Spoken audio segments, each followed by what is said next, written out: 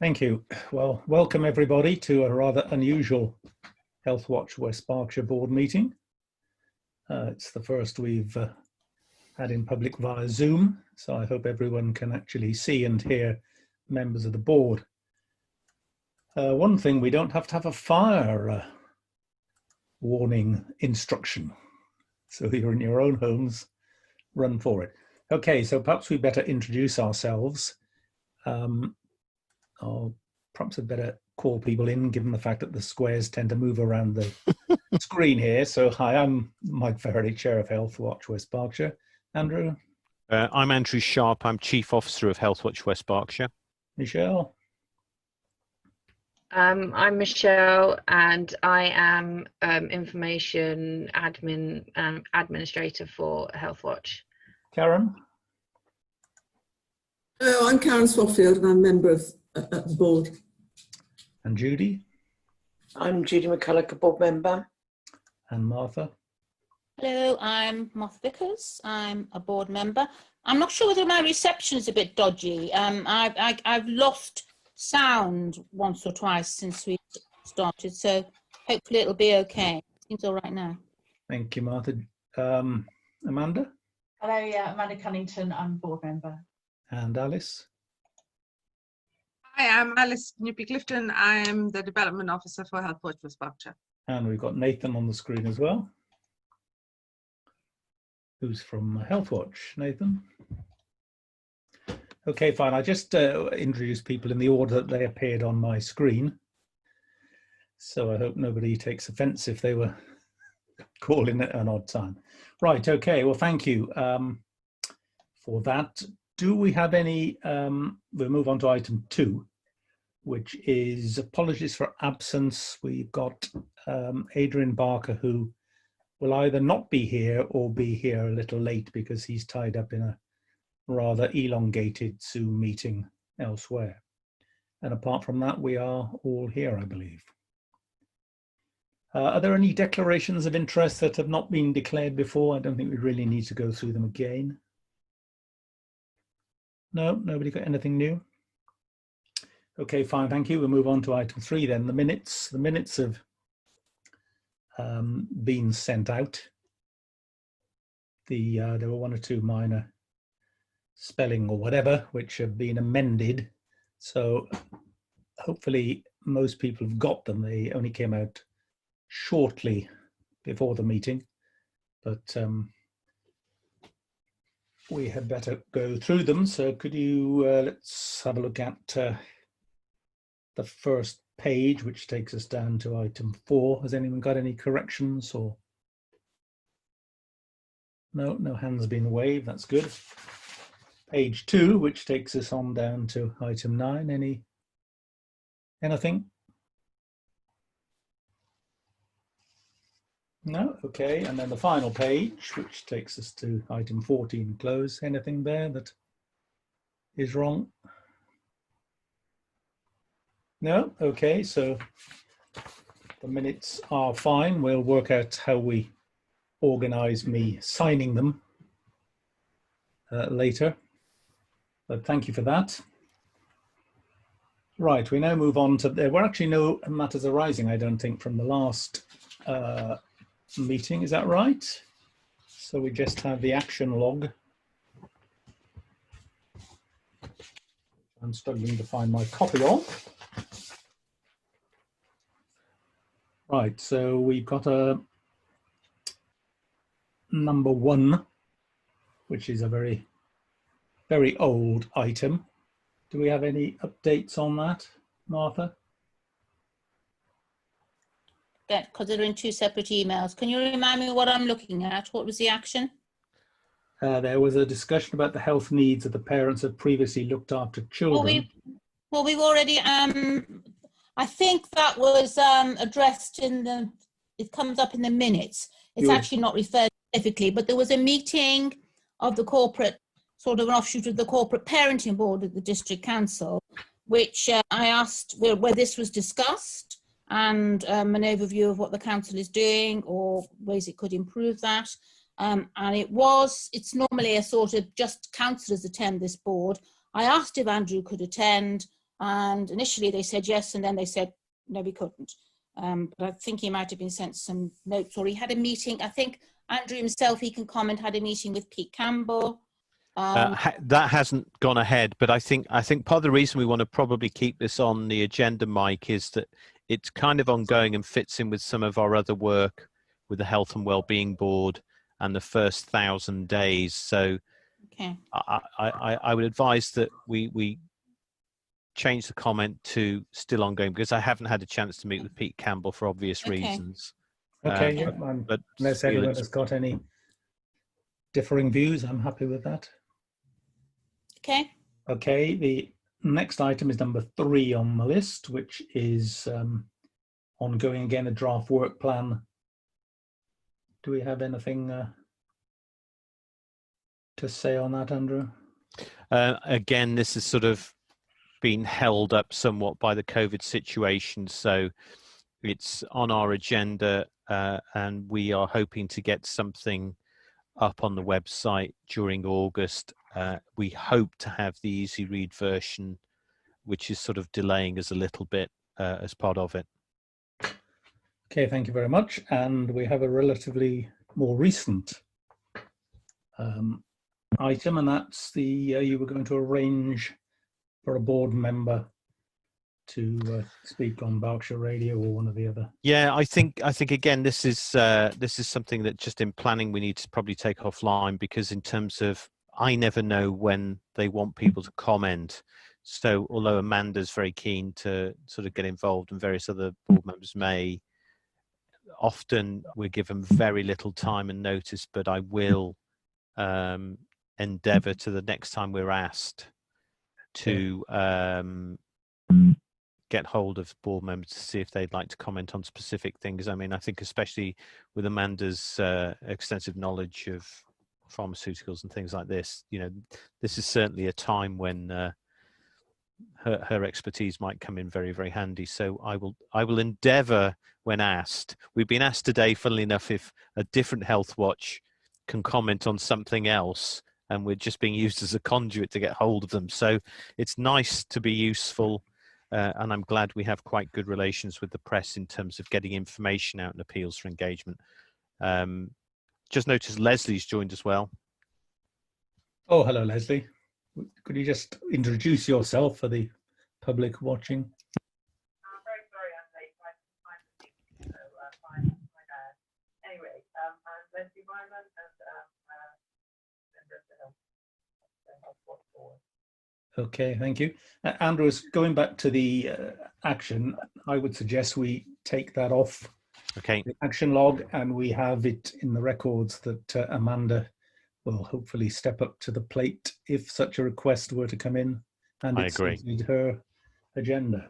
Okay, Okay. thank you very much. Then we can move on to item 4, which is the Chief Officer's report. Over to you, Andrew.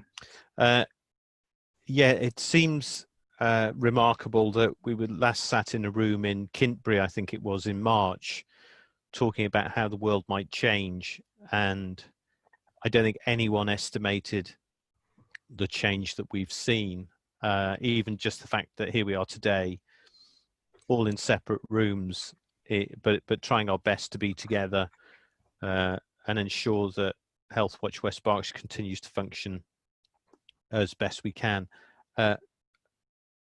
Really, my report relates to how we repurposed ourselves once the severity of COVID-19 became apparent, from trying to just go out and engage with members of the public, actively get people together to seek their views, to actually becoming somewhat of an information conduit between the commissioners and providers of services, because effectively adult health and social care came to a grinding halt in the form we knew it, and then continued parts of it in very, very different ways. And it was really challenging for the public and professionals sometimes to actually get hold of accurate information about what was going on, how things were changed, how people access services. So for those who aren't clear, we effectively repurposed all of our website so that we were putting COVID information as it was coming out. And this was sometimes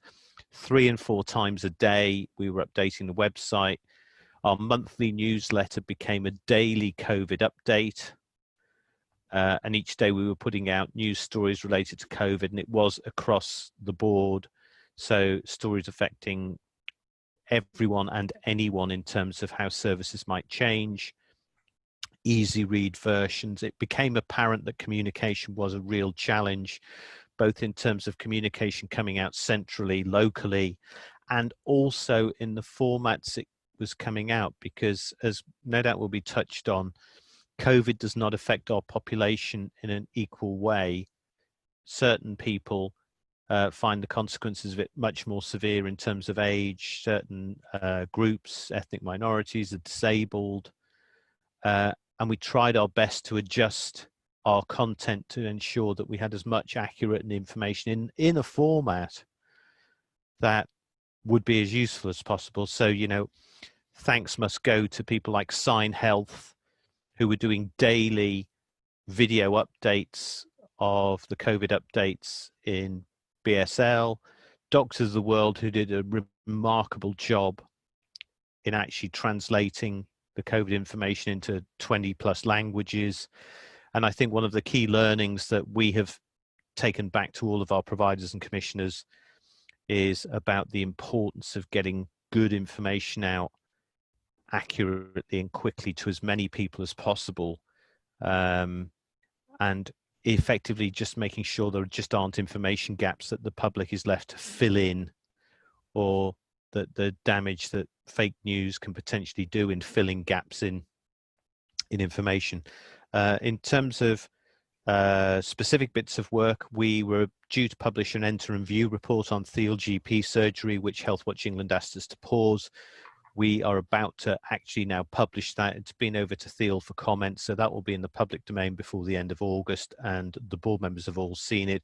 And I think what was quite positive there was A, how we were received in one of the last enter and views that we did, and B, the really positive comments from the patients, you know, from a surgery that had clearly had a few problems in terms of what the CQC were rating it, and it seemed to be almost the exact opposite. So it's really, really good to be able to comment on visits that we do where we're actually reporting on more positive things than negative things.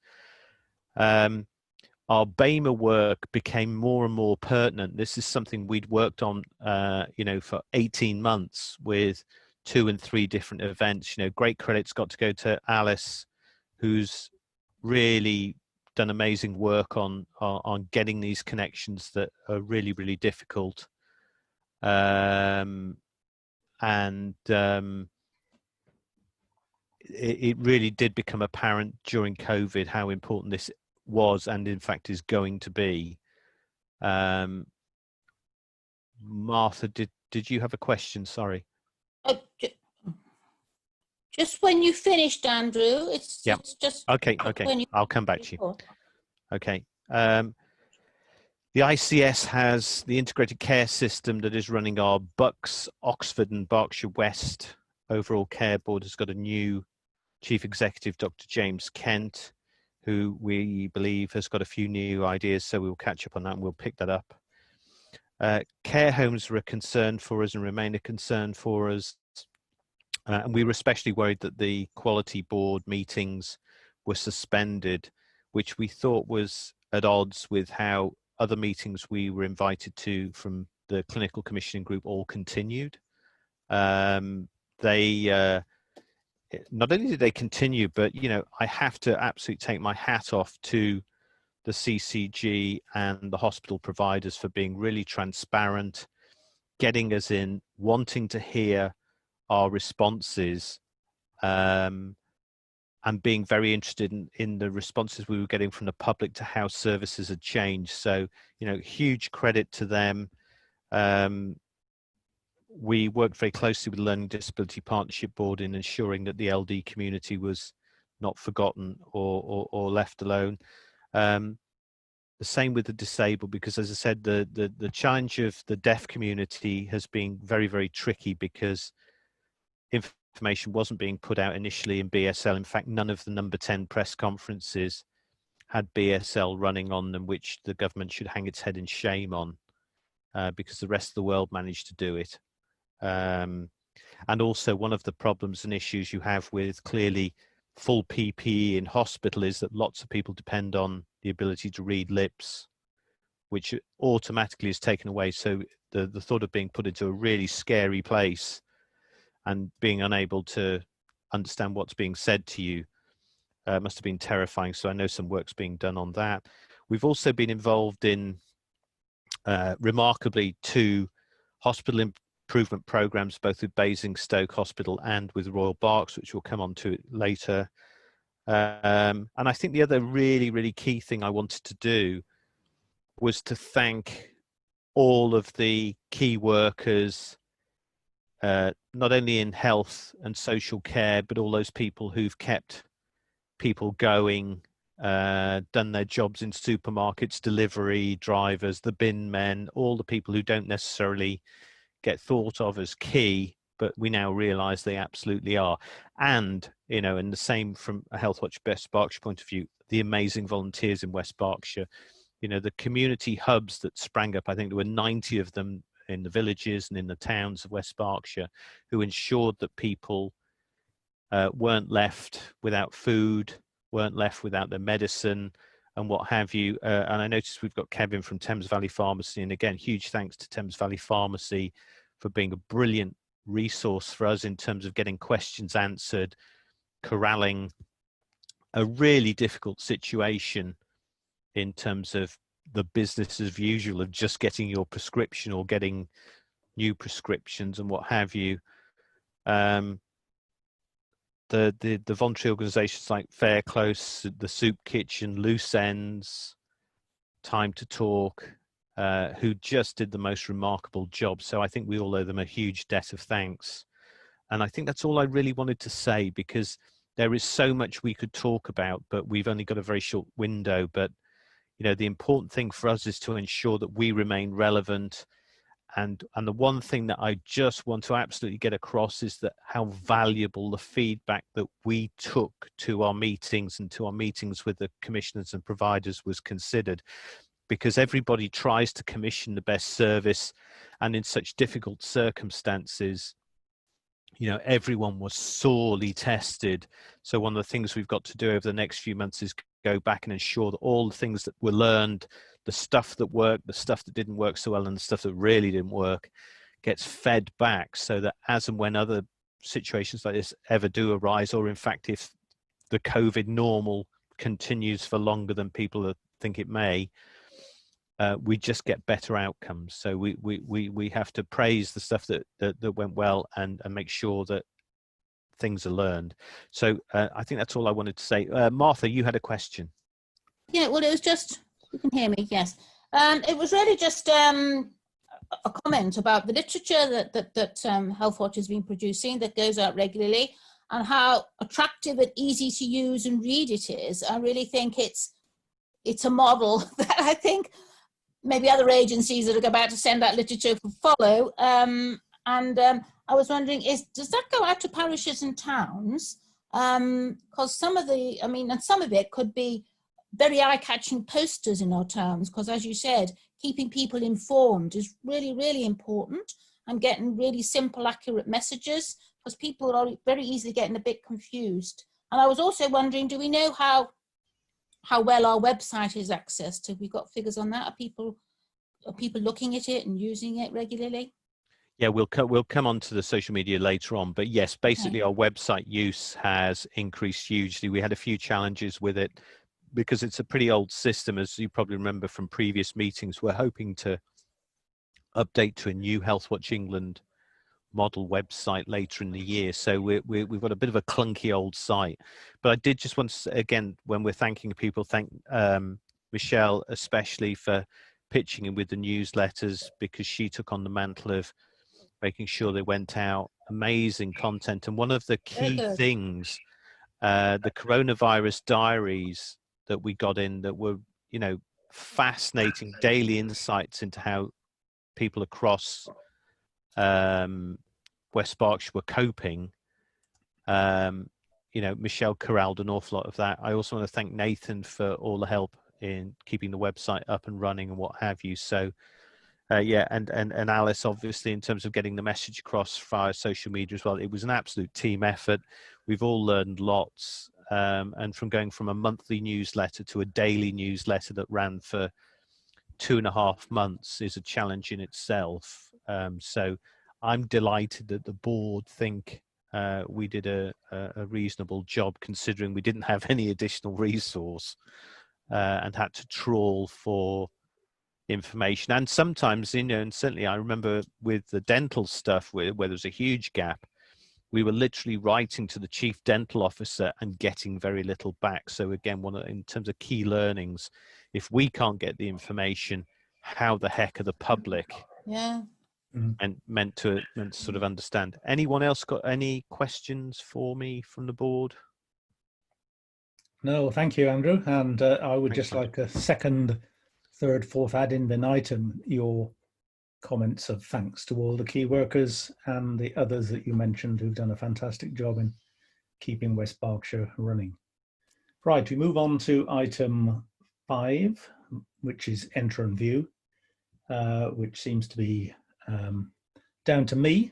I'm not sure I can add at the moment a great deal to what Andrew has talked about in terms of the report from Phil. I would say that I was very impressed with the support we were given, and one of the partners came in specially out of time to speak to me for several hours, which I thought was very good and showed that they were supporting our enter and view.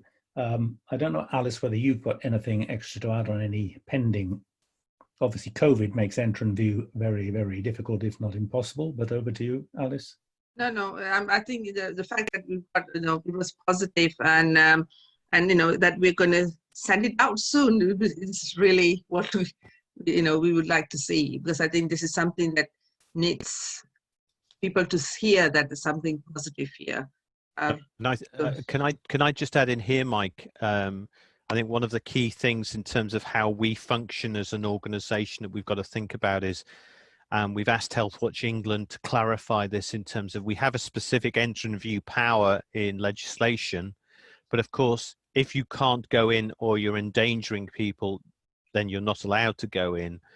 So we're hoping that whether virtual visits may be something, and we'll come on to this again with our care home survey, that we may have to vary, if not by legislation, by the activities, because what we cannot do is just say, well, until we get back to normal, we won't be getting involved in health and social care provision in terms of what the residents, the users, the families believe. So again, we'll keep stressing this, I think, throughout, that the more feedback we get from the public, from families, from people using services, the better, because we're now being talked to a lot from providers about how things are going. So I think enter and view is kind of key to this, but it may be enter and view in a different manner. Okay, thank you, Andrew. Right, that's on to item 6, which is COVID and recovery. That perhaps you'd like to lead on that. Yeah, so I just wanted to do this again. Everything will probably have a trail today of the pandemic. So we, with our colleagues in Oxford, Woking and Reading, and with Healthwatch England guidance, were asked to put together a COVID survey. The one that our colleagues came up with was very short, and we thought probably missed an opportunity because COVID was so wide-ranging. So what we did was we've created our own West Berkshire version, which encapsulates their other questions. So I think theirs was about 10 or 11 questions, and we had about 40, which at the time everyone thought was probably really, really daunting. But with lots of hard work, we've actually found that we've come up with just around the 300 mark, which is pretty impressive from a standing start in terms of getting that and so complete. So one of the things we'll be doing over the next few weeks is getting the results correlated into some sort of report that we can then send out to health colleagues, social care colleagues, and in fact the public and press about what the people of West Berkshire felt was their reaction to COVID. And hopefully, again, in terms of how the recovery from COVID of services, this will help inform the commissioners and providers of how they need to change and amend things and listen to the public in terms of how services are redesigned. So that's all I wanted to say on that, and also huge well done again to the team for getting the survey out to so many people, and especially to Alice, who's got a reasonably good response from the BAME community where other surveys haven't been able to. So we've got over 10% of our survey from BAME respondents, which is really, really high for West Berkshire. So well done, Alice. Excellent. Anybody got any comments on the board to that? No, we can. Oh, Martha. Yes, Martha. Right, yeah, I was just, hang on, I'm unmuted.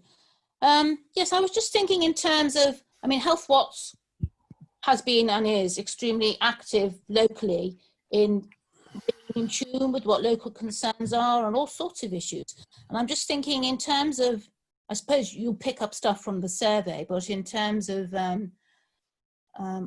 what's happening locally, I mean, we're not as hard hit as many other areas of the country, but we still have seen the same problems, you know, inequalities is where we've got concerns. We've got a small BAME community, but still it's there. But it's the inequalities that bothers me. And it's also getting the message out. I mean, I know this is not our responsibility, but it's getting the message, clear messages out to young people about their role in protecting others as well as themselves. That it's not just about them. And also, it's the two ends of the scale. And also the older population still seem to be frightened. Still an awful lot of people that aren't coming out. And it's sort of getting the balance and possibly our contribution to that, because I'm just afraid that before we know it, we might have this second wave and we've got a group of people that are still frightened to come out even in this relatively safe time, and how that's going to affect their well-being, their mental health, when they're, you know, how do you get the balance right? I'm just worried about that. I mean, we've been very good, Healthwatch, on picking up on mental health issues. And so, you know, it's just that thought, really. Okay, thank you, Martha. Okay, we move on to the next item then, which is quality and performance, contact and issues. Andrew? Yeah, so this sort of covers off the sort of what you might term normal working. So again, one of the key things with how COVID's affected us, it's made this much, much harder. So you'll be pleased to know that our very successful maternity survey was with the help of Leslie and a few other board members, and Alice turned into a really good initial draft report that we took to the Health and Wellbeing Board Steering Committee to ask them to consider. And I think especially in light of the recent developments in Shropshire with the really serious maternity cases, and for those whose memory doesn't stretch as long, you know, we've had similar situations with Morecambe Bay. I think there was a pretty serious case in Kent, east of England. You know, there seems to be something not quite right with some maternity services.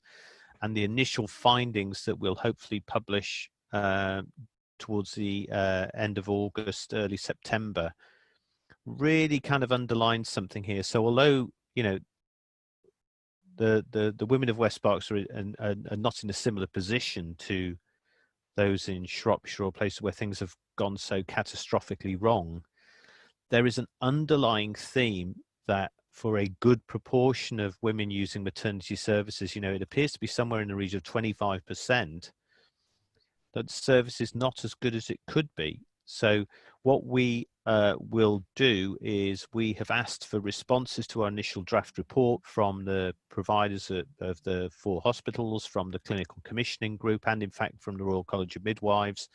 And we're formally presenting the report to the Health and Wellbeing Board on the 24th of September, which will be a public meeting. I guess it will be on Zoom unless something dramatic happens in the meantime. And we would urge members of the public, their families, their relatives who have any experiences of maternity services. And I have to emphasize, good and bad. Remember, it's not just about things going wrong, it's about things going right. To feed back to us before that meeting, and or submit questions to the Health and Wellbeing Board, because there seems to be a view that because this is such a regular part of everyday life and something that so many people get involved with, that if the service isn't quite as good as it should be, well, it doesn't matter. It doesn't seem to have the cachet of other illness. Well, it's not an illness, but you know, other medical procedures and things that. And you know, I'm really concerned that, you know, it's not getting the attention it deserves. So the maternity report really important. We last talked at our board member meeting in March, if everyone can remember, about the event we were going to hold about the crisis review as thinking together, our 5th event, which we had planned, and clearly because of COVID we had to cancel that.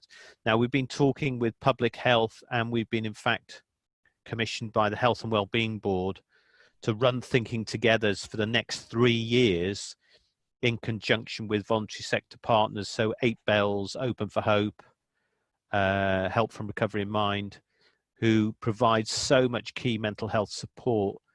And we are in contact with public health about running a thinking together event, not only about the new crisis services, because of course all these are coming on stream with the long-term plan, but also clearly the effect COVID has had on our population, who have been living through times no one has ever lived through before, having to deal with situations no one's ever lived through before. And we still have no real idea of the effect this is having on people who not only were already suffering with some form of mental illness, but just the everyday effect this has had on the whole population. So it's clear from health professionals that they are very worried. It's clear from public health officials they're very worried. So we think this event could become very important. And as the series progresses through, we don't have a date and time as yet, but the minute we've got something agreed with public health, you know, I would urge again everybody to come and feedback, take part.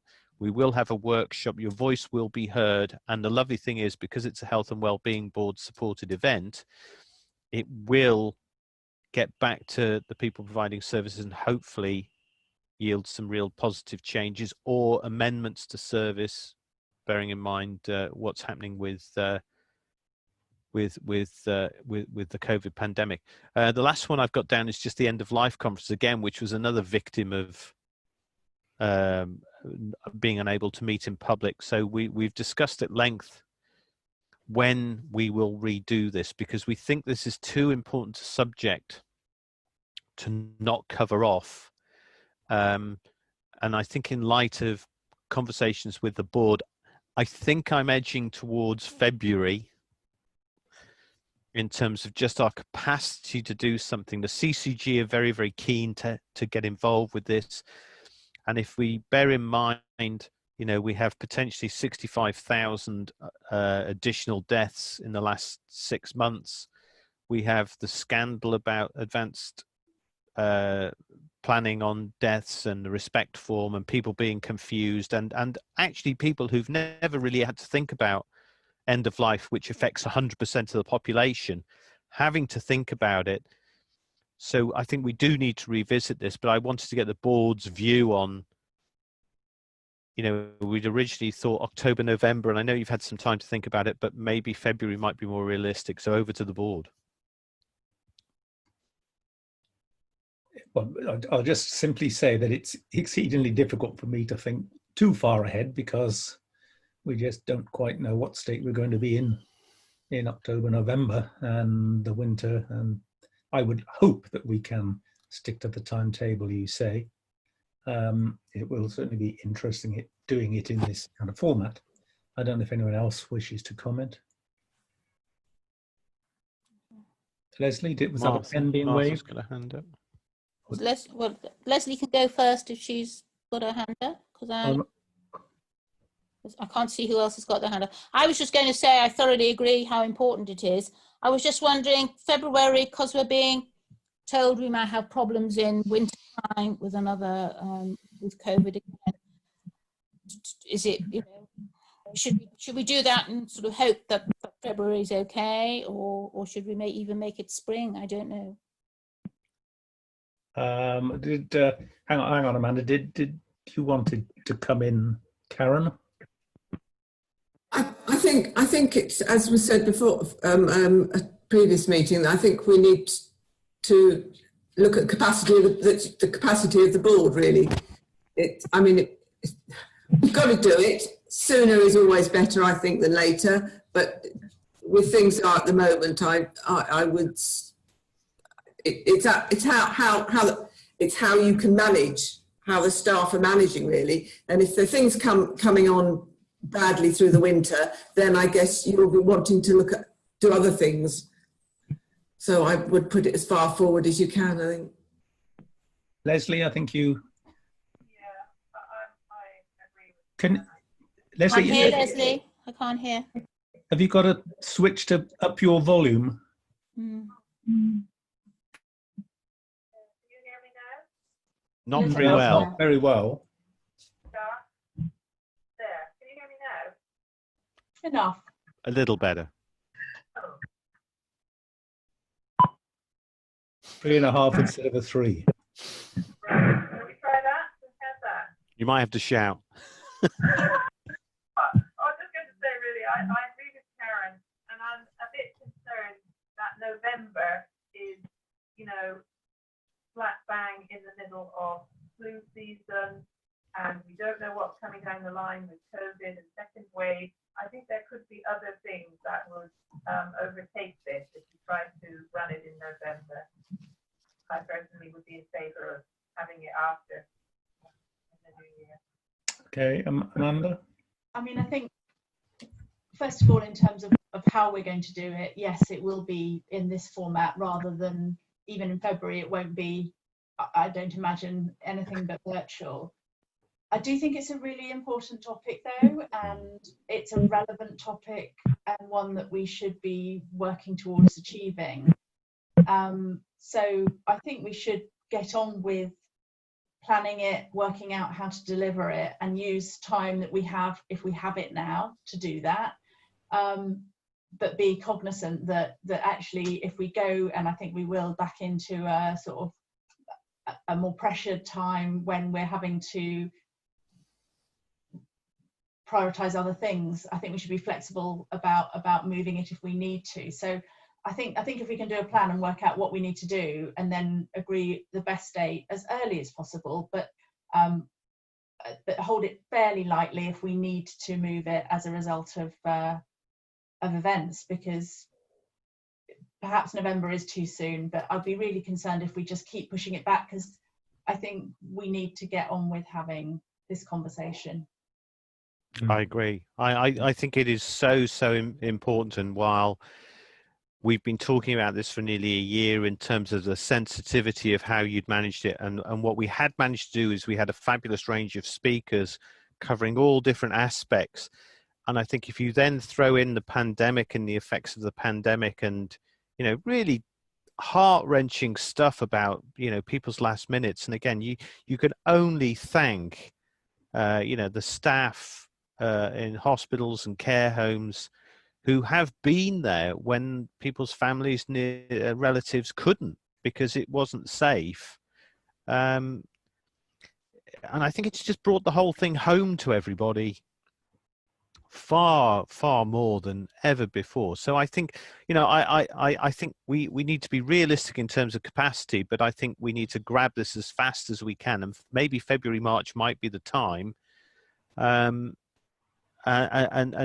spend the extra time we're giving ourselves is ensuring that we don't try and take on too much, but we try and produce something that's really worthwhile, that people find valuable, and perhaps opens a conversation up with, because I think there's a thought that this won't be a one-off. This will be part of some kind of program that will roll into different areas and things. And as I said, it's one of the few things in health and social care that is guaranteed to affect 100% of the population of West Berkshire, whether they want it to or not. At some point it will. So I think we should take the opportunity to try and do something like this. And the CCG are very supportive, Greenham Common are very supportive.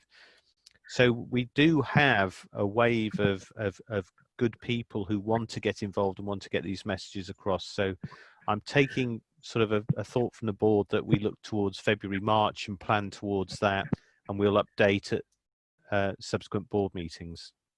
And thank you, Andrew. Okay, we now move on to item 7, some of which I feel we sort of already covered in Andrew's report, but that is the community engagement. And Alice, you can kick off on that if you would, certainly on BEMA. Thank you. The things that Andrew did mention about the BEMA, and I think that's one of our priorities for our from our annual report anyway for going forward.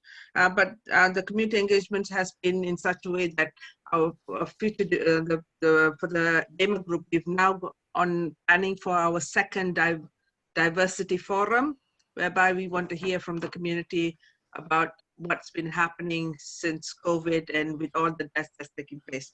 And we also have now working with a new organization called Community United that's in West Berkshire that's looking, dealing with the BEMA group and the marginalized communities, and looking at how we can do better work with the ethnic minorities. But we also are now involved with them, with the Community United, also discussing BEMA and maternity as well, which is another development from our maternity project as well. So that's where we are with the BEMA stuff. Okay, thank you, Alice. Is there anything else to say on end of life? I see that's down to you as well, but we have really covered that, I think, haven't we?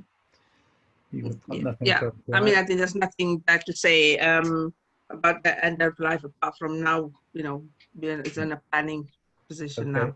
And Leslie, do you have anything to add to the maternity survey? Mute. So I think Michelle's just disappeared for a sec. Yeah. Yeah, I just wanted to say that it's not as if nothing has happened since you've written the report. It kind of sounds as if nothing has happened. And in fact, we have been in contact with Basingstoke Hospital on Zoom, and we've been in contact with Swindon Hospital on Zoom. We've talked to the Maternity Voice Partnership in Reading. We've had thoughts about having creating a West Berkshire forum, maternity forum. I think we definitely need to respond, having thought about it a bit more. I think we do need to respond to the Royal Berkshire Hospital, because they responded to us, and then we kind of, because they didn't really say perhaps what we thought they might say, and instead were very positive about all the things they have done, I think we need to then go back to them and discuss that a bit more. So it feels to me like it's kind of moving along quite well, really. There's only a couple of small things really left to make in terms of the recommendations. And already today I listened in to the Hamster Together event, which was really excellent actually, focusing on maternity. And Alice spoke about the need for us to work together, and hopefully that they can come into West Berkshire to deliver services somewhere, so that we're getting that cross-border issue sorted. And they seem to be really positive about that whole idea, and very keen to move that forward. So it already feels to me like there's quite a bit that's happening. And I think in terms of encouraging the Health and Wellbeing Board, we probably do, as Andrew suggested, need to link it in to this first 1,000 days, because they don't actually have that in their health and wellbeing strategy. They don't mention it, but it is in the health needs assessment. It is in their health needs assessment. So we definitely can encourage them to see the importance of the comments that are being made in that survey around antenatal and postnatal care, which are definitely not perfect.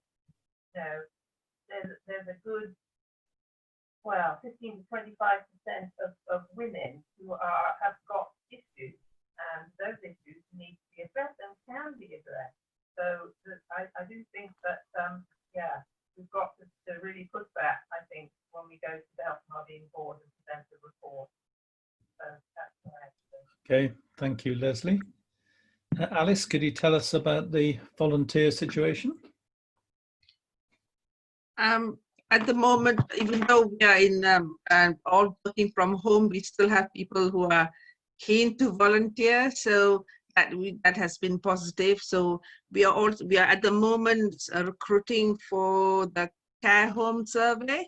So how people are going to do that. So we are looking at that at the moment. So, and I know it has been really good. And during this COVID time, we also did a virtual afternoon tea, which was quite nice as well. And I think the volunteers did feel valued that we thought of them as well, which is quite good. And now we also have had people who come now who want to help us with media as well. So, you know, it has been really, really positive that they want to. And I think a lot of that is because we've made ourselves very visible, and with all our activities, that has been really, really positive that they want to be part of us. Excellent. And social media? Social media, we are continuously growing.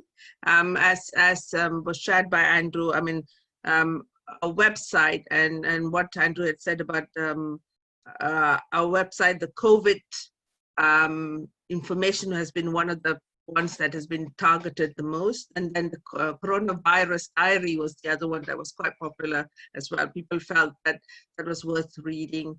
And then so in that point of view, you know, the website has been really, really busy, and we've been like trying to keep up with all the information that we could whenever we've received something. So we've managed that. And you know, Facebook and all our platforms, Facebook, Instagram, Twitter, we've been growing, and LinkedIn as well. Okay, thank you. Right, we move on to item 8, which is the STP ICS update in the Bob world. So Andrew, could you please talk about that? Yeah, so I think, you know, we've touched on this briefly, that there's been quite significant shifts in the management of all this. So Fiona Wise, who's headed it up for the last 2 years, has stepped down, and Dr. James Kent has taken up the post. He was, I believe, one of the advisors to Theresa May, and was based in sort of Maidenhead area. So obviously knows the patch, knows government. So we, I think myself and Mike have got a Zoom meeting with him on Friday, and Mike was obviously involved in another part of the project, which is the recruitment of a joint ICS officer between the 5 Healthwatches who operate across the patch, with a view that you know, the feedback to a more centralized structure doesn't lose the local flavor and the nuances. In fact, that, you know, for those in West Berkshire, where we're very concerned that lots of our services fall outside of this Bucks, Oxford, Berkshire West footprint. So we're using services in Hampshire, in Basingstoke, Wiltshire with Great Western, and even further afield. So one of the things we want to make sure doesn't get lost is the fact that, you know, the things being commissioned at the centre must make sure that it takes account of outside of the Bob area in terms of its process. Also, you know, at more local level, the CCG's had a change of structure because Dr. Cathy Winfield has stepped down after 7 years. Sam Burrows has stepped up to the position of Deputy MD, but we're yet to find out whether or not the final structure and how it will all work. So we should know a bit more on Friday. And of course, COVID yet again has affected lots of the long-term plan. And, you know, the one probably positive thing is in terms of outpatients and things like this, they were very much trying to get less and less people traveling to outpatients appointments, which might not be medically or clinically crucial, but could be really difficult for people in terms of getting there, car parking or public transport or just the sheer distances. And of course, our brave new COVID world means that lots of things are going online in terms of consultations or phone calls or things like this. And it's really driven forward at amazing pace, the outpatients recovery program. So we want to be at the heart of that, because while there's lots of positives for people in that, there's equally people who find it more challenging, difficult, don't like it, can't make it work for them. And I think more and more what it actually gives us is it gives us the time to really talk to the commissioners and providers in NHS England about the people who don't fit that kind of digital model, digital world, and need things doing in a slightly different way. And I think that's one of the key things about the ICS joint officer, that we need to make sure that West Berkshire voice doesn't get lost. I noticed in the minutes, one of the things we said we were going to do was write to NHS England with our concerns about the Bob single CCG model and single chief executive model. And I think we possibly still should, but I think we may wait until we've had our meeting on Friday and ask whether or not there's been any dramatic changes.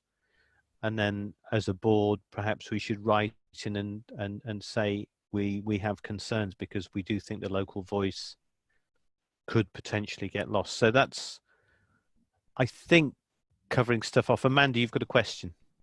Yes, I mean, I think I'm really glad you're meeting him actually on Friday. That's, I think, really important. And I think with his background, he has got a good understanding of the UK healthcare system and so on. And I believe you're right that really drawing attention to the outer edges of Bob, which make up a lot of the West Berkshire patch, is crucial. So on that point, yes, that's great. And I'll just add, maybe we could ask him a bit more about what accountability structures are going to be in place, because the way the whole ICS piece is moving and the way block contracts are kind of coming back, as opposed to it being a more transparent purchaser provider model, means that there might be less obvious ways of tracking how people are in terms of moving around the borders. So having a discussion on how he thinks maybe Bob can make sure that it's paying attention to those areas that are most at risk of being disenfranchised. And equally, I think that is the same topic for the reset coming out of COVID. I'm very aware of Hancock's speech the other day and the NHS England reset letters that have gone out. And I do think that there is absolutely merit in using the learns that we've had from this period, not just in terms of patient engagement, but actually in terms of healthcare system engagement. We don't have to all trog up to Milton Keynes or somewhere for a meeting to have a very good quality meeting. And there's lots of things that actually the system can be more efficient on. But it doesn't suit everybody. And as you made that point, what overt conscious provisions will be made to make sure they capture that that group of patients and group of population, if you like, that doesn't really fit into that digital model. But I am a great fan of it, and I think, given our data sort of expertise as a CCG, I'm interested actually in what ambition our local area has, because some places are kind of declaring an ambition to reset differently, whereas other parts of the country are declaring an ambition to, well, not declaring an ambition, but are kind of just going back to normal. so that's it's more about how do you think, from a overt accountability point of view, we can really make sure that they are conscious things that are being consciously looked out for, as both in terms of the culture of the leadership and in terms of the day-to-day running of Bob, I guess. Yeah, so I think we'll probably know a bit more on Friday. And it is such a movable feast that I think one of the key things for us as an organization, as a board, is to be mindful that, you know, are we keeping up to date? Is anyone being left behind? You know, it's really, really important, because Brave New World seems to be working for lots of people, but there is a group of people that it isn't working for. We've still got some really daft anomalies. You know, I was engaged in one on Thursday where we had to drive all the way to Royal Berks, past the testing showground, to have a COVID test done. Now, no one in their right mind would plan that, but that was the system from a West Berkshire GP booking a COVID test at Royal Berks rather than booking one at Newbury Showground. Now, because of all this being so new, this is not somewhere where, you know, we should be wailing and beating people up for it, but we still haven't got this integration thing right in terms of, you know, having two streams of things that don't necessarily talk to each other. And I still feel, it was interesting you talk about data, Amanda. You know, one of the things that has really concerned me over the years is how information governance is used as a shield to helping patients and the public.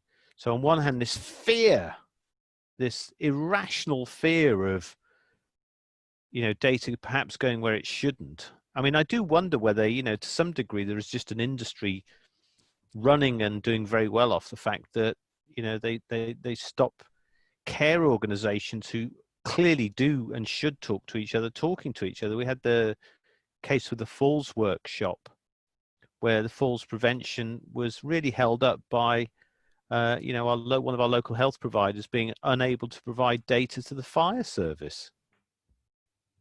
As if the fire service were, you know, lapse with data or not part of the emergency services.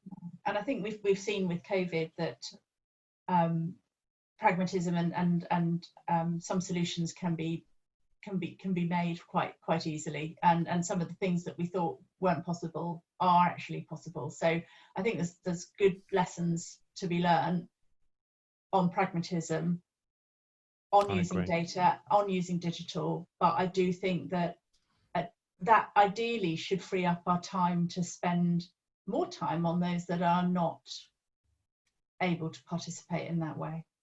Karen? We've got a clear example of a difficulty with Paul, haven't we? Trying to join us at our meetings. I mean, that's a classic. And he won't just be the tip of the iceberg. There'll be many others in the same situation as he's in. Yes, I mean, you know, we try our best to be as inclusive as we possibly can be. And I think one of the things, you know, I'd like Michelle to take away from this is to have a conversation with Paul offline. And actually, instead of, you know, almost going, we're sorry you can't do it, is, you know, we will work harder to make sure you can. Yeah. And we will make it possible, because that really is our job. And, you know, and the NHS and adult social care need to equally stick to these standards, because one of the things we raised during COVID was how it had been brought to our attention that certain care homes didn't even have broadband available for their residents to use to even do meetings like this, or FaceTime, or keep in touch with their families. And even one anomaly that was raised with us, where the staff had iPads for doing internal management situations, but the residents didn't have access to the broadband that the iPads were running on.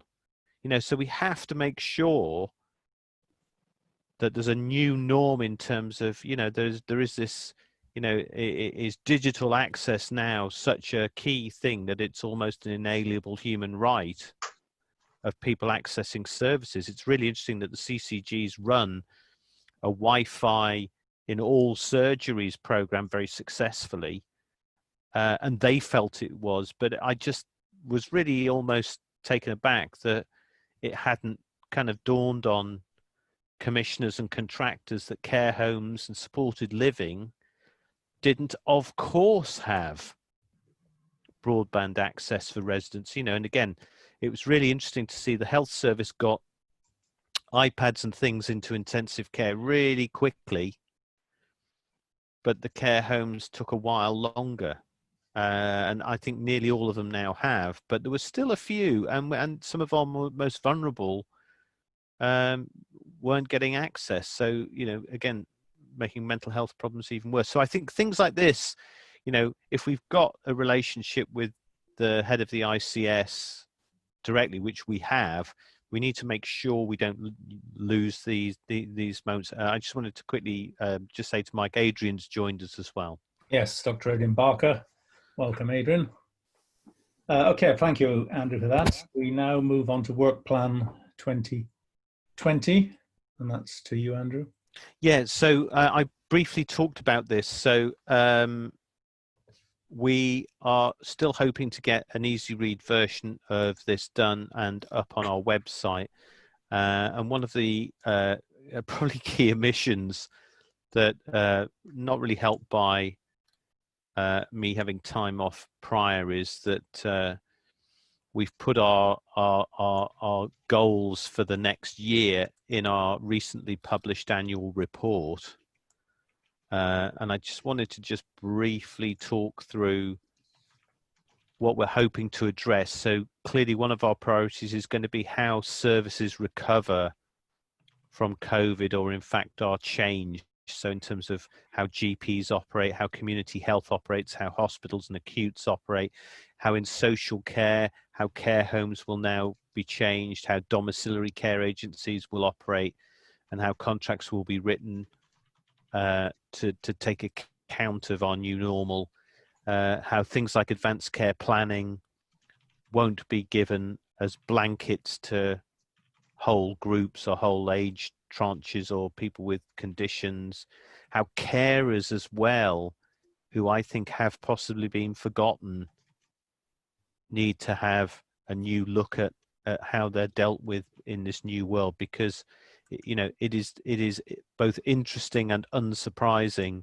that the minute you take out, you know, huge amounts of support for people with young children from other members of the family, grandparents and things like this, there has been a worrying rise in injuries to children seen at A&E and things. So things where you don't necessarily think there's a consequence has a consequence. So COVID recovery planning is going to be a key part of our work in the next 12 months.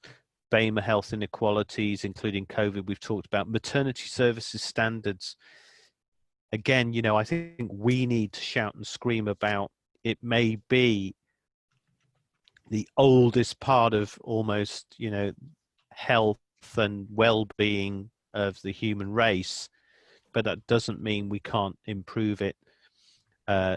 Child and adolescent mental health services, I think, equally need some attention in terms of where West Berkshire stands in terms of self-harm, how our youngsters are getting on. And I think, you know, in the light of the fact that, you know, even today they were announcing exam results for exams that were never taken, you know, we cannot even estimate the effect this is going to have on lives put on hold, futures put on hold, careers that may have disappeared before they've started because, you know, restaurants or things may not be able to open, or venues or theatres. You know, we don't know the effect this is going to have. So I think we've got to keep a close eye on things like that.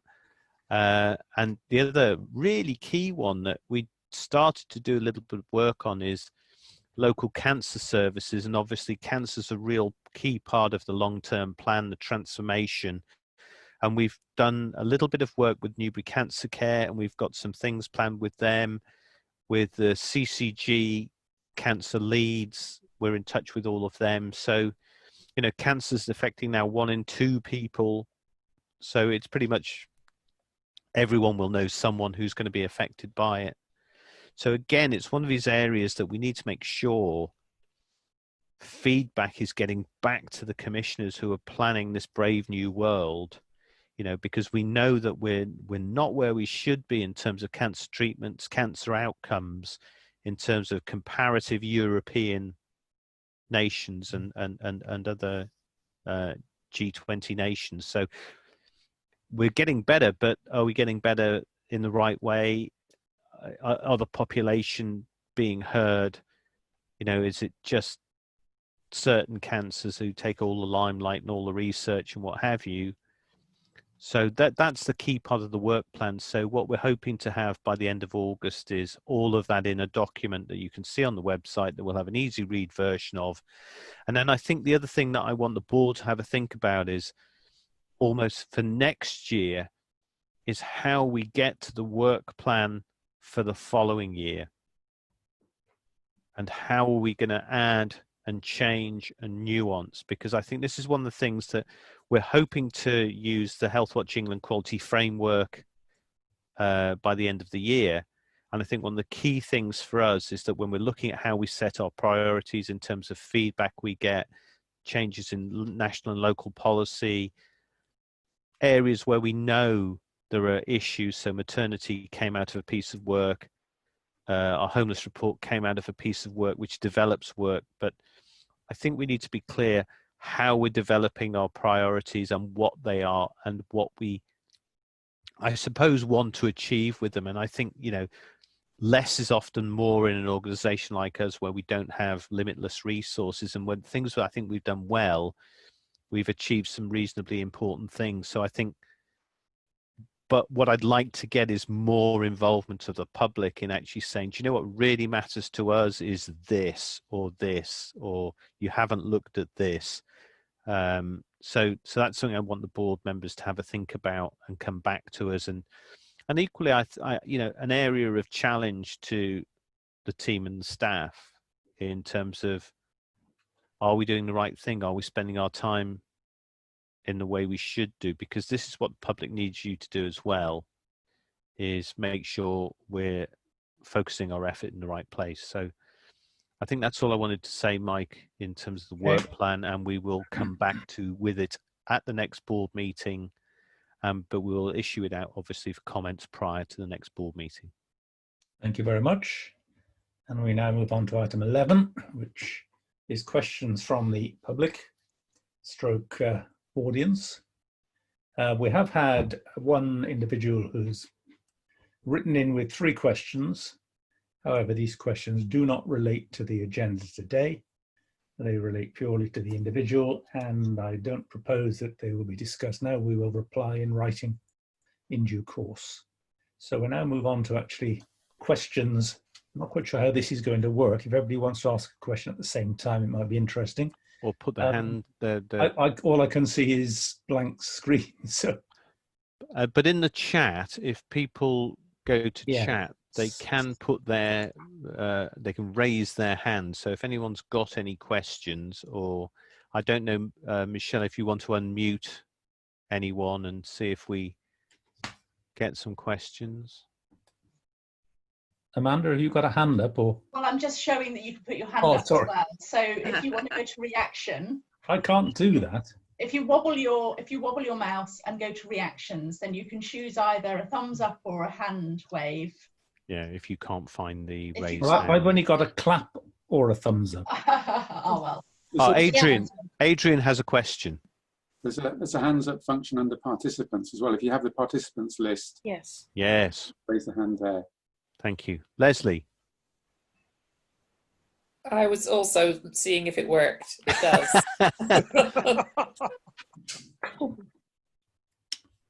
So do we have a question from anyone? Yes, my name is Angie Nagmadeen. I come here representing Community United, CIC.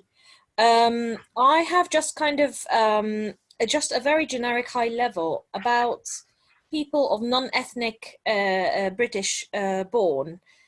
What kind of are the things other than translation of leaflets and stuff like that, service where people have gone to surgeries and asked for interpreters to be present, and were quite distressed, kind of like by having different interpreters allocated by private companies. Is there any way we can kind of have that not as a process oriented, rather as these are people who are in pain, are human? How can we deal with that matter in a more humane way? Is that something that we can put on the table? Thank you. Thank you. Angie, does anyone have any comments on that? Mike, I think if I could pick up, I think, you know, absolutely what Angie said is relevant to the conversations we've been having, because, you know, not only does the situation we find ourselves in change how most of the population deals with things, but it particularly affects certain communities, be it the disabled community, be it the non-British ethnic community. And we have to make sure in the adjustments that are being made that the adjustments are appropriate and don't isolate people, don't make situations worse, don't make people worse or ill, or the outcomes should not change just because of where you were born. You know, we should make sure that people get treated in the same way, and adjustments need to be made. So I think what I would urge Angie to do is work with us in terms of our conversations with providers and commissioners in highlighting. And I think and you know, I would almost ask that you help us learn, are we asking the information in the right way? Would love to help. Thank you, back. Andrew. So we're happy to help. Anyone else got any comments, board? Martha? Well, yes. I mean, I was just going to say, yes, it's a right.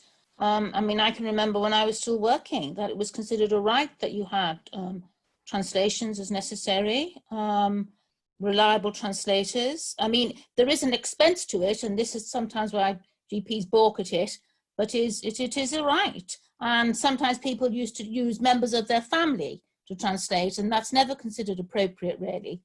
You need to have somebody sort of independent, sort of talking, translating properly, and somebody reliable. Yes, definitely.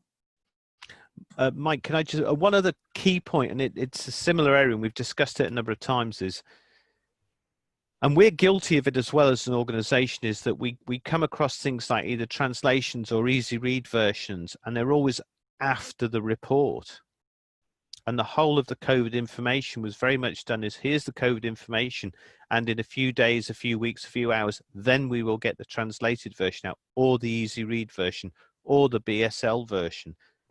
And there is nothing equitable about saying a part of the population can have the information now, but everybody else will have to wait. And I think, you know, one of the key things we've got to try and keep reiterating to the providers of services is, it's not this lot first and then this group afterwards. It should be, the information should all be done. You know, we've had this recently with the long-term plan. Really, really fabulous that there's a meeting I couldn't sadly attend as I was away, with the head of the Bob service for learning disabled, having a meeting with the local friendship skills group who helped us put our Healthwatch England survey from a small vulnerable group together. But we were promised the long-term plan in Easy Read in January. And I still personally haven't seen it.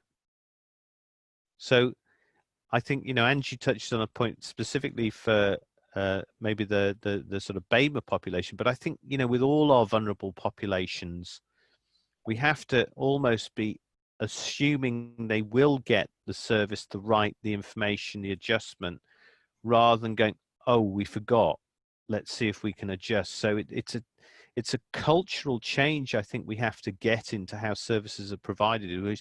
Have we included everybody, rather than let's do the service and then see who we've forgotten. Okay, thank you, Andrew. Are there any other questions? Speaker now, if I have a hold your peace. No? Okay, None thank you from me, very much. thank you.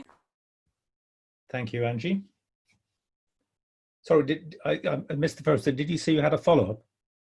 No, I said thank you so Oh, much for yeah, feels great to be heard and considered. Thank you. well, thank you for coming online and thank you for asking the question. Very important it was. Okay, thank you. Right, we now move on to any other business, I think. Sorry, Andrew. Yeah, so we've got I think 3 probably key bits. Karen, did you want to go first? Yes, I'd just like to suggest that we invite Paul to be to come on as a board member.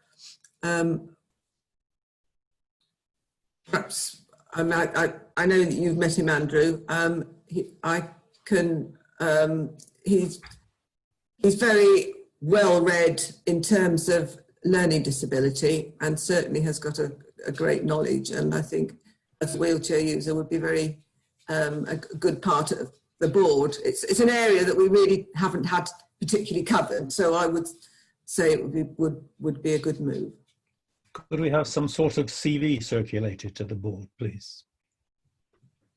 Yes, I think this is where what we wanted to do was we'd originally had a meeting with Paul about helping us with our Voice of Disability follow-up report, which we still have to follow up next year with the Health and Wellbeing Board. So if you remember, we had about 17 recommendations, and then we were asked by the Health and Wellbeing Board to come back and report on how they were kind of going through. So myself and Karen had a meeting with Paul earlier in the year, again before the pandemic got going, with a view that asking him to lead as a volunteer on this piece of work in terms of actually asking. We highlighted this, where's it gone, what's been done, what's changed, so that we can then bring this back. But having met Paul, and he's a hugely knowledgeable and hugely impressive person, and very affable, and he's worked at Vodafone as well for a number of years as well, so he has good local connections. I almost certainly would reiterate Karen's view, but I think what we'll do is we'll get a CV and a statement circulated to the board, and then we'll take a view on committing to this at the next board meeting as a yes or no, as we do with all board members. So I think it would be a positive step, and I think again I just want to keep asking the board that when we look around, are we being as representative as we should be? Can we add to our knowledge, our depth of experience in terms of missing out on people? Equally, just wanted to quickly remember our champions group, because obviously we can't have a board of 200 people, and it's really, really important that our champions group, who are made up of all sorts of different organizations from all sorts of different parts of the population and from particular conditions that people find themselves challenged with, equally feed back into us so that the spread of our knowledge increases, and also hopefully our input. So so hopefully that, I think it's a really positive step. But I'd urge the board to, if you come across people who you think will either be valuable volunteers or might add to our skill set, to make sure we don't have a limit, we just have to make sure the board is manageable. Mike, can I move on to the other items of AOB? Yeah, please.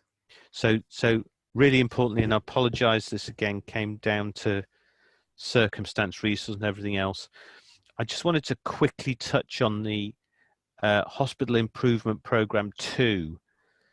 If everyone remembers, the Prime Minister, Mr. Johnson, announced this hospital rebuilding programme of 40 new hospitals very, very quickly.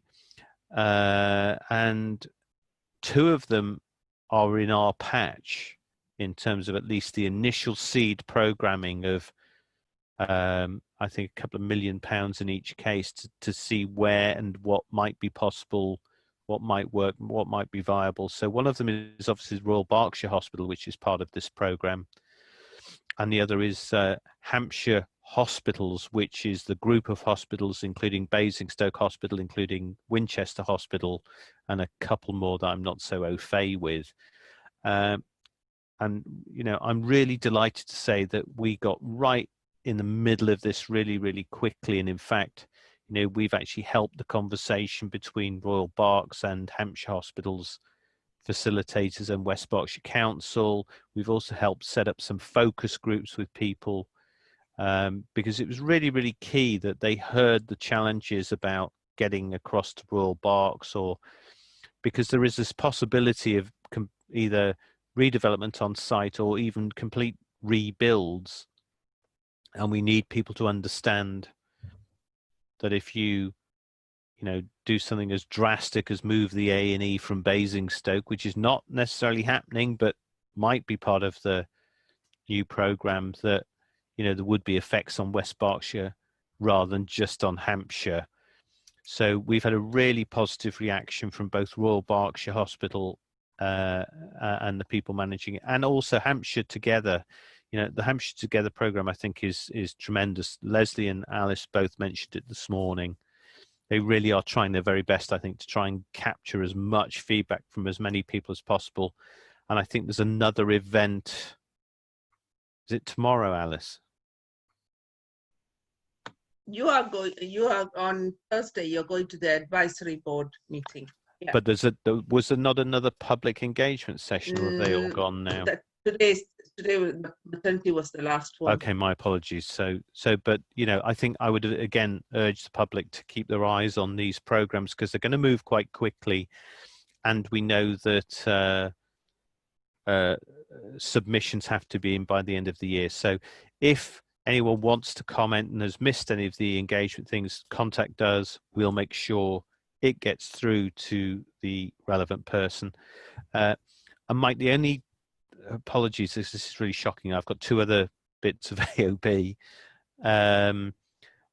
One, and bizarrely how we've managed to do this, I can only apologize. We didn't have our annual report on our agenda, which obviously was published at the end of July, which you know, I would urge everyone to go and have a read and have a look through. It's been quite well received, I think. And it's a story of the work that we've done over the last year, the recommendations we've made, the case studies of people who've contacted us, and how we've tried to ensure that public information and patient information gets through to the provider. So I just want to highlight that. And the other thing that's really, really key is we're about to start another COVID-related survey of care homes and the families of those residents in care homes. So if people watch out for our websites and our newsletters, that will be happening in the next month or so. And that's a really, really key piece of work for us in terms of capturing, and we may have to do it virtually or down the phone, what people's thoughts are in terms of how things have gone, what's been good, what's been bad, and how they're feeling generally, because obviously they've been very, very isolated. So that's the AOB, Mike, and I apologize that we're overrunning. Okay, thank you. Judy, do you have anything?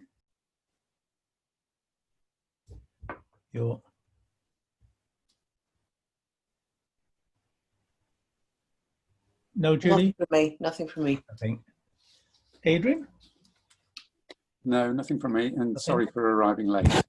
No, we know you've had a busy Zoom day. Martha? No? Leslie? No, nothing from me, Mike. Oh, you've suddenly become loud. At the last. Yeah, we haven't been able to hear you.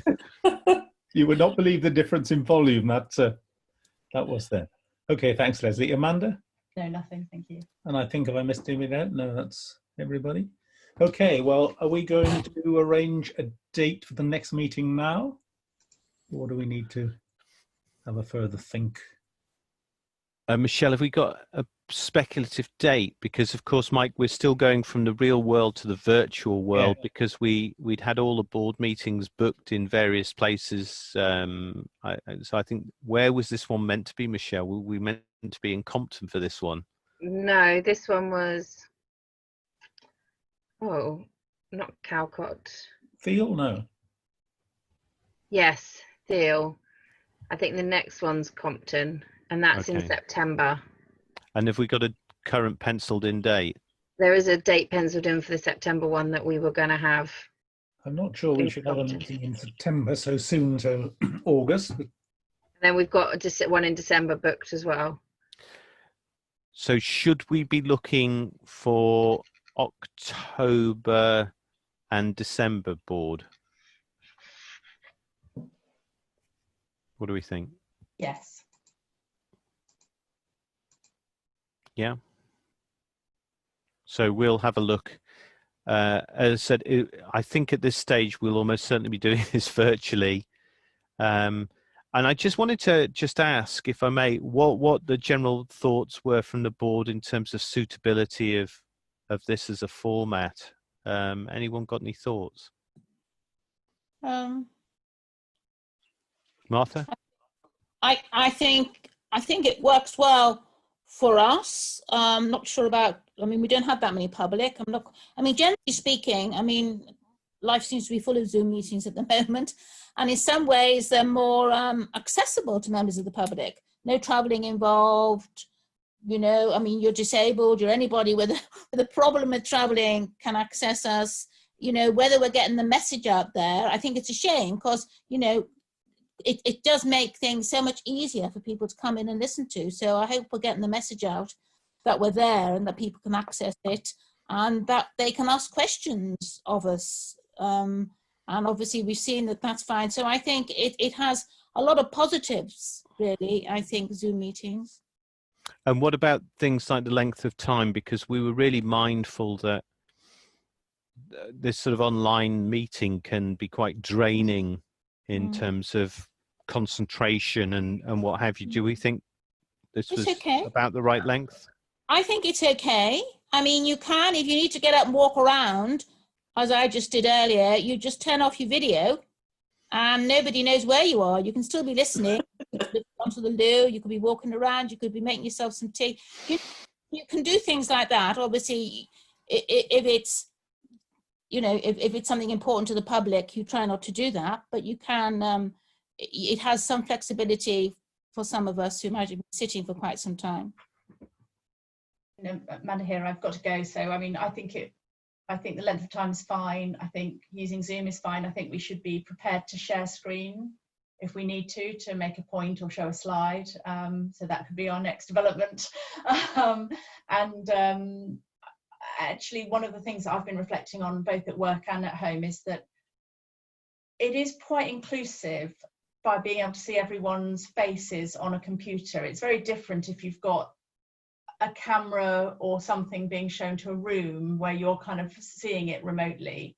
So I think, it might be worth thinking about if we can in the future, even once we're through this, if we can use a mechanism, and we're talking at work about having our laptops open so we can dial in mutely to the room, even if we're all in the same room, so that people can see the faces, and it's really easy for people who do want to join remotely, because otherwise you do have an inequality, if you like, in terms of participation between those in the room and those outside the room. But those are just reflections that I've been having about any meeting, not just this one. And I've personally, I've left a company and joined a company completely virtually. I've never seen anyone's legs, and I still have very good, very productive relationships with people. And I think we should consider that from a time management point of view. Certainly for me, I can do much more in this form than I can in having to drive around to different places. But I do absolutely understand that sometimes it's important that we're back in the different regions of our patch as well. Okay, thank you. Yeah, I think. Sorry. Yeah. Thanks, Amanda. Thank you. Yeah, I think we internally need to just work on the inclusive stuff, which we've talked about with people like Paul and anyone else. So work hard on that. Karen and Judy had their hands up. I just say that not the only reason by any means, but one of the reasons I started doing voluntary work was to meet people. Perhaps this isn't meeting people. Judy? And I just wanted to clarify something. I noticed that everybody who was visiting the meeting, we weren't able to see. Was that their decision or our decision? Michelle? I believe it was their decision. Right. It would be nice to encourage them to turn their cameras on, because I would have liked to have seen them as well as seen their names, which mean nothing to me. But yeah, I think we've sort of done this at parish council meetings where we've sort of encouraged people to either turn the cameras on or put their full names in or put in the descriptions of where they're from if they're from. So I think we should probably take that as a protocol in the waiting room, that we just ask people to perhaps put, their first name and possibly, approximately where they live or something, because, we are here for the people of West Berkshire. So yeah, we're always delighted to be joined by members of the public, but if they're perhaps living in Glasgow, it might be slightly they must less not have much of a life. That's all I can useful. say. But who knows? This could be thrilling. This could be the best piece of online content going. Fine. Okay. I think that's it then. Thank you very much indeed. Thank you, everyone. Inaugural HWWB Zoom meeting. Thank you. Thank you. Bye-bye. Bye. Bye. Bye. Bye-bye. Bye-bye.